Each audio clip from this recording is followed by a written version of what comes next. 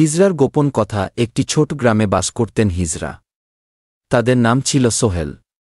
সোহেল ছিল খুবই বন্ধুবৎসল এবং স্নেহশীল। যদিও তার জীবন সমাজের নিয়ম মেনে চলেনি, তবুও গ্রামের লোকেরা তাকে খুবই সম্মান করত।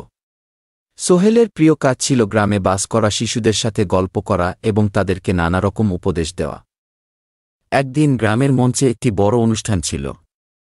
সেখানে গ্রামের সবাই এসেছিল এবং সোহেলও সেখানে উপস্থিত ছিল।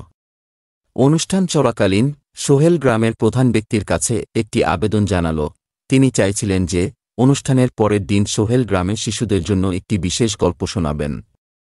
প্রধান ব্যক্তি রাজি হলেন এবং সোহেল আনন্দিত হয়ে তার প্রস্তুতি শুরু করল। পরদিন শিশুরা উৎসুক হয়ে সোহেলের আশেপাশে জড়ো হল। সোহেল তাদের একটি আশ্চর্যজনক গল্প শোনাতে শুরু করল।